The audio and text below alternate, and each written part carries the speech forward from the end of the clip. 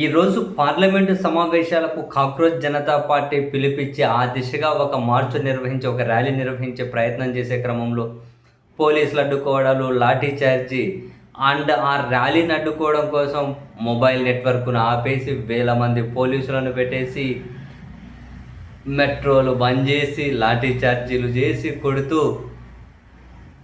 ఇంత దారుణంగా ప్రభుత్వం వ్యవహరించింది, ఇన్ని నిర్ణయాలు తీసుకున్నారని చూడగానే ఒకటే అనిపించింది. ఇంతేందో ఫస్ట్ ఆ పరీక్ష పత్రాలు లీక్ కాకుండా చూసుకుంటే సరిపోయేది కదా. పరీక్ష పత్రాలు లీక్ కాకుండా చూసుకుంటే ఈ దేశంలో యువత ప్రజలు రోడ్డెక్కే పరిస్థితి వచ్చేది కాదు కదా.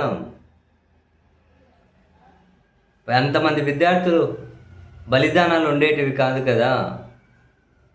అయినా ఇప్పుడు కాక్రోచ్ జనతా పార్టీ అయినా నువ్వైనా నేనైనా ఏం డిమాండ్ చేస్తాం? విద్యార్థులను వాళ్ళ కుటుంబాలను మానసిక క్షోభకు గురి చేసినారు. దానికి బాధ్యత ఎవరిది?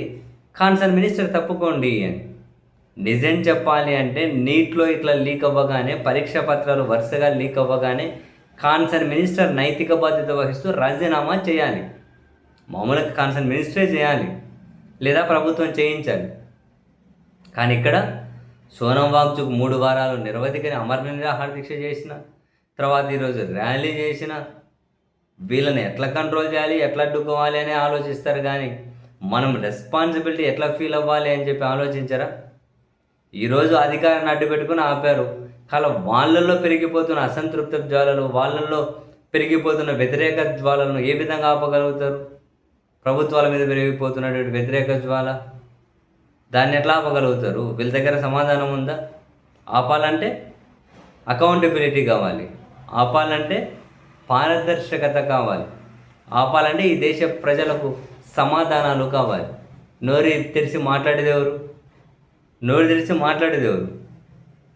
మన కేంద్ర ప్రభుత్వ పెద్ద ఏమో మా నోరు తెరిచి మాట్లాడాలంటే ఇంకా ఎన్నికల ప్రచార సభలు కావాలి, లేదా విదేశాల్లో ఎవరైనా విదేశీ అధ్యక్షులతోటి మంచిగా లాఫింగ్ కార్యక్రమం కావాలి.